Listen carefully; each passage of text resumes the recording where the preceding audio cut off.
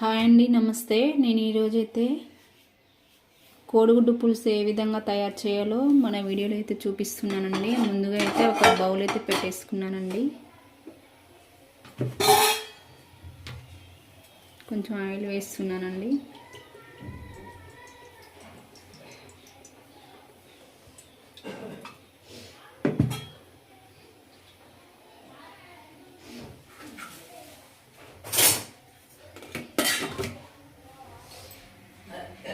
ఇలా ఆయిల్ వేడైందో లేదో చూసుకోవాలండి.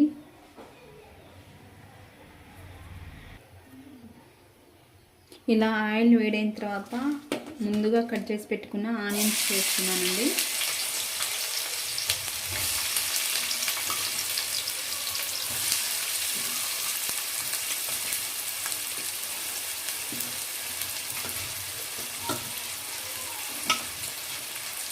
అలాగే పచ్చిమిర్చి కూడా వేస్తున్నానండి. ఈ విధంగా కలుపుకోవాలి.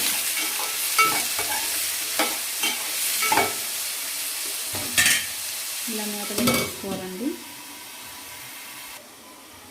అలాగే కొంచెం కరివేపాకు కూడా వేయాలండి. తాలింపులో కొంచెం కరివేపాకు వేస్తే చాలా బాగుంటుంది.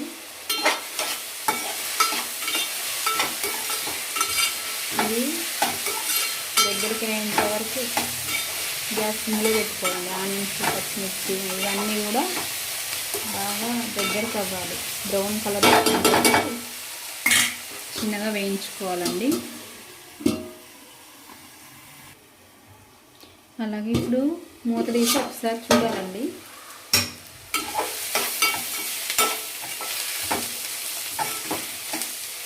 ఇలా కలుసుకున్న తర్వాత కొంచెం పసుపు వేసుకోవాలి. ఏ కూరలోనే పసుపే మనకి మెయిన్ అండి.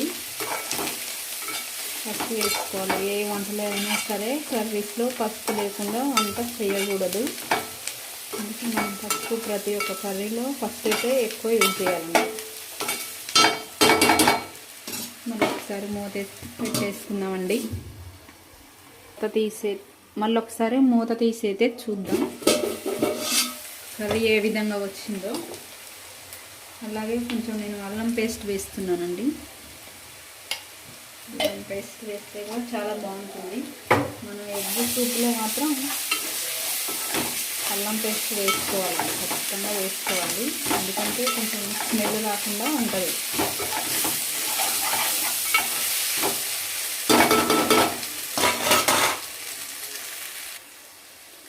సాల్ట్ వేసుకోవాలండి. కొంచెం ఒక స్పూన్ సాల్ట్ వేసుకోవాలి. అలాగే కారం కూడా వేసుకోవాలి. కారం చూసుకొని వేసుకోండి. నేనైతే మాకు సరిపోయేంత వేసుకున్నాను. మీరు కూడా చూసి వేసుకోండి కారం.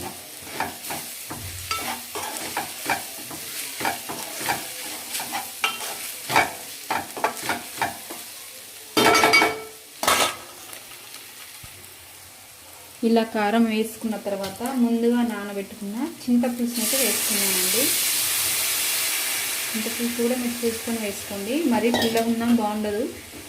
నేనైతే మాకు సరిపోని వేసుకుంటున్నానండి. ఇలా వేసుకున్న తర్వాత ముందుగా ఉడకబెట్టిన ఎగ్స్ అండి. ఎగ్స్ని అయితే నేను వేస్తున్నాను.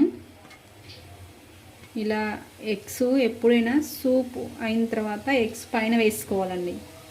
ఎందుకంటే బాగుండదు ముందుగా వేస్తే. నేనైతే ఇలా వేసుకుంటానండి. మీరు కూడా ఈ విధంగా వేసుకొని ట్రై చేయండి. ఇలా వేసుకున్న తర్వాత ఒక 5 మినిట్స్ మళ్ళీ మూత పెట్టేసుకోండి. ఇప్పుడు కోడిగుడ్డు పులుసు ఏ విధంగా రెడీ అయిందో చూద్దామండి. చాలా అంటే చాలా బాగా అవుతుందండి. అలాగే నేనైతే మసాలా వేస్తున్నానండి. గరం మసాలా వేస్తే చాలా బాగుంటుందండి. మీరు కూడా వేయండి. కర్రీ దగ్గరికి అవుతున్నట్లండి మసాలా వేస్తే. మూత పెట్టుకుందాం. ఇప్పుడు మళ్ళీ ఒకసారి చూద్దామండి. కర్రీ అయితే రెడీ అయిపోయిందండి. నేనైతే కొత్తిమీర వేస్తున్నానండి.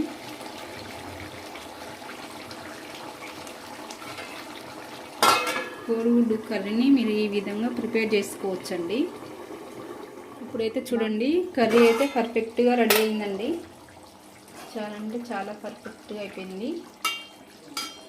మీరు కూడా ఒకసారి ఈ విధంగా ట్రై చేసి చూడండి. కర్రీ ఈ విధంగా అయితే రెడీ అయిందండి. మీకు మా వీడియో నచ్చినట్లయితే ఒక లైక్ అయితే ఇవ్వండి. మా ఛానల్ సబ్స్క్రైబ్ చేసుకోండి.